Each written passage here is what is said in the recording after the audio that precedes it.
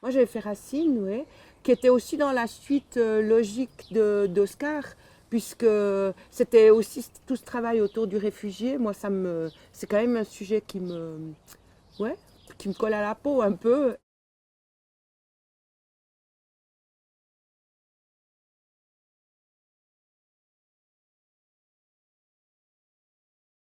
J'ai travaillé avec Clara Ruffolo et puis François Gendre, avec qui j'ai aussi beaucoup de complicité, qui a fait la musique, avec Massimo Bertinelli.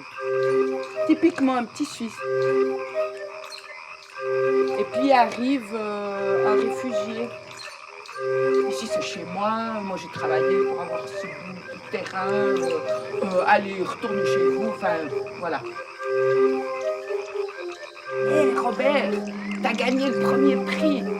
Et à ce moment-là, il y a l'ours qui arrive et qui demande si je peux pas en avoir un petit peu parce qu'il a très faim. Ah, moi je voudrais que ces étrangers ils disparaissent, que tout ce qui est étranger ça disparaisse.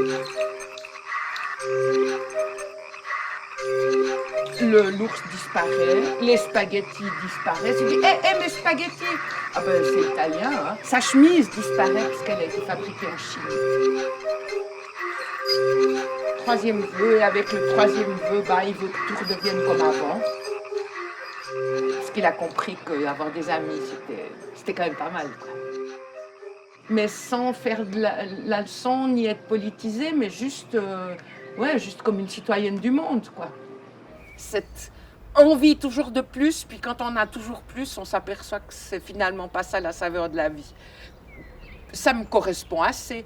Je crois que je suis pas tellement quelqu'un qui a envie toujours de plus, plus, plus. Racine, c'est rester un spectacle de proximité que je pouvais faire toute seule, où je pouvais traîner ma valise, mon petit truc, arriver dans une école, dans une classe, dans une petite salle et puis jouer.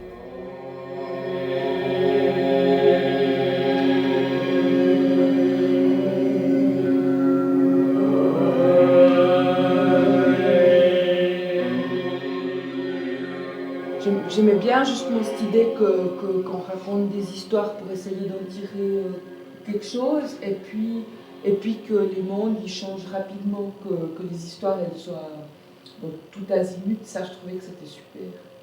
C'était d'utiliser les matériaux qui sont là et non pas d'avoir des choses extérieures.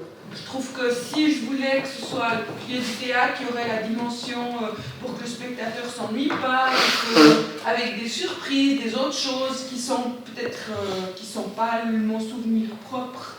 J'en connais bien 100 000 autres à la ronde, mais c'est celui que je n'oublierai jamais.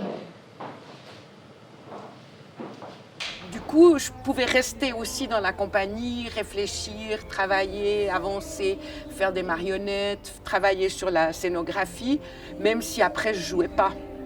Aussi loin que je me souvienne, je fais ça. Je me souviens que quand on était des petits enfants à la maison, on avait un théâtre marionnette avec ces moches marionnettes en plastique, non, des marottes comme ça.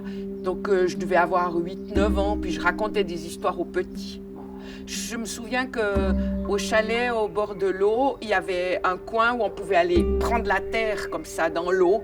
Et puis après, avec ça, on faisait des choses comme ça aussi. Donc ça, mes premières marionnettes, elles devaient être très moches en terre qui coule un peu. Mais plutôt la terre, le modelage. J'aime beaucoup le dessin, j'aimais beaucoup la peinture. Toutes ces choses-là, ça a été... En fait, je pensais plutôt me diriger là plutôt que la marionnette. Mais j'ai aimé faire des décors, j'ai aimé faire un tas d'autres choses. Pierre-Alain, c'est plus un puriste de la marionnette. Tandis que moi j'aime essayer tout. Voilà, toutes sortes de matières, toutes sortes de choses, dans toutes sortes de directions. Voilà, ça j'aime bien. J'aime bien créer des petits mondes, des univers comme ça. Elle dit qu'il fallait qu'il se protège un peu. Alors il s'est fait une petite cabane, vous voyez? C'était assez malin, hein, quand même, mais c'était pas assez malin. Parce que le loup, il est arrivé. Et puis le loup, il a vu la pas peur avec ta cabane. En jouant, ça rendait les choses supportables, quoi. Mais il y avait toujours quelqu'un pour casser le jeu. C'était affreux. C'était affreux, Il y avait absolument toujours quelqu'un pour casser le jeu. Elle commence à jouer cette fois. Il y avait toujours quelqu'un qui se tournait vers elle.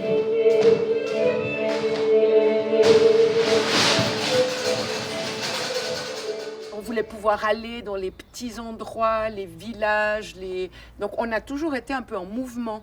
Et puis le mouvement s'est amplifié pour partir vers l'international. Et si ça s'est fait, c'est justement parce qu'à Fribourg, il n'y avait pas beaucoup de possibilités quand même. Être à Roulette, c'était une volonté de départ.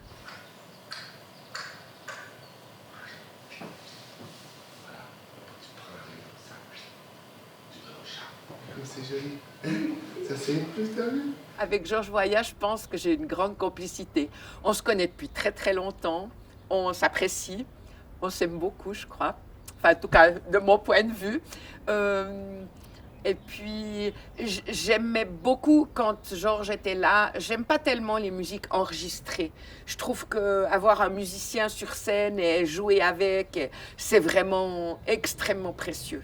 Je sais pas si j'ai compris Pierre-Alain, il est assez complexe quand même, mais en tout cas, j'ai beaucoup d'estime pour lui, et puis oui, on a une certaine complicité, ça c'est sûr, ça c'est sûr.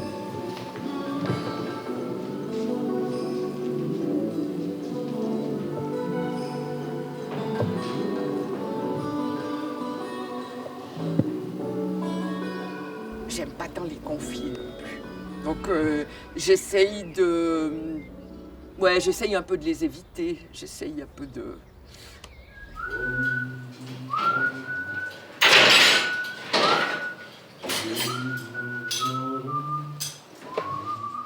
Avec Pierre-Alain, on a quand même eu des moments où lui, il a une forte personnalité, mais j'avais pas non plus envie de me laisser faire, ou je trouvais que... Du coup, je trouve qu'on était assez égaux. Je me suis pas sentie aplatie, mais lui, des fois, il en avait marre parce que j'ai beaucoup résisté aussi, des fois. Est-ce qu'au niveau du jeu, il y a quelqu'un de ça intéresse? Est-ce que tu es d'accord de rester en dehors, toi, ou tu aimerais jouer dedans là, Non, je peux rester en dehors. Ça vous conviendrait de l'essayer, vous deux? Repartir sur des rôles. Comment vous le sentez? Vous vous sentez plutôt celui qui accueille le voyageur? Mais je m'excuse, ouais. C'est moi qui le fais ou bien c'est toi? Je vais juste voir les positions des gens, qu'après qu'on puisse démarrer, oui. Mais je peux le faire aussi. J'aimerais bien si l'exercice... Ouais. Autrement, je veux jouer alors. Okay. Tu vois, si c'est toi qui prends en charge à ce moment-là, je vois... Ouais. Je gérerai juste le groupe, c'est tout. Je veux pas après, tu vois. Ouais. Quand je suis debout, je suis quand même grande comme ça. Ah oui, du coup, je peux pas faire grand-chose alors. C'est ça. Non, mais je vais te centrer sur la deuxième partie. En fait, je suis là. Quand tu as fini de chanter puis que tu joues en bas, après tu te relèves plus. Après, non, après je me relève plus. Mais c'est là que je vais centrer. Si tu as seulement la confrontation après avec un public, je pense qu'il doit manquer quelque chose. En tout cas, moi, j'ai aimé ça. Cette confrontation, mais c'est pas dans le sens comme ça, c'est plutôt dans le sens d'échange. Oui, bien sûr qu'il y a des choses que je changerais, mais dans l'ensemble, ça me convient bien ce qui s'est passé. On a eu beaucoup de difficultés relationnelles. Comment faire pour obtenir de l'aide, des subventions, des choses comme ça. Puis ça, on a appris. Donc, petit à petit, maintenant, avec ce que je sais, il y a des choses, oui, on ferait autrement. Au départ, parce franchement, on l'a reté, hein. Franchement, il y a eu beaucoup de moments qui étaient des moments difficiles, frustrants, où on avait tant de choses à faire, à donner, et puis on ne voulait pas nous engager parce qu'on ne nous considérait pas assez comme professionnels. C'est ce qui a donné l'impulsion pour Pierre-Alain pour dire bon, on va aller dans l'international, et après on a eu cette reconnaissance-là.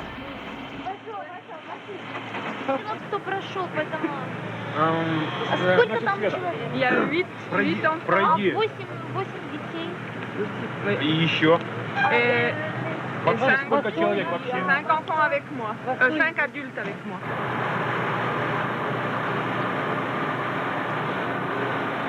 début, on se voyait souvent le soir. On a beaucoup travaillé en soirée. On couchait nos gamins, puis on allait travailler après. On avait encore cette possibilité. Maintenant, après une journée de travail, moi, j'arrive pas à faire encore une deuxième. Il y a eu une période où on avait une reconnaissance professionnelle, où on a pu dégager un salaire. Ça, c'était bien parce que Pierre-Alain avait un 50%, puis moi, j'avais un 25%. Mais avec ça, oui, on pouvait se voir régulièrement. Il n'y avait pas l'angoisse de quand même de faire à manger. Si tu mets ton pas dans ta chaussure sans faire attention, tu seras piqué par un scorpion. En général, je trouve qu'il faut chercher le plaisir. J'essaye de trouver ou de faire en sorte que les choses, elles soient joyeuses, elles soient pas superficielles, elles doivent avoir du sens, mais on peut faire les choses avec légèreté, en tout cas on peut au moins essayer. Que quand l'enfant il sort de là, il se dise « Ah mais dans ma chambre, ah mais je pourrais faire ». Ça me plaît. Voilà. Pour ça, le truc de faire les choses sur scène, de prendre des bouts de papier, de faire avec du papier. Ah, puis là, il y a une...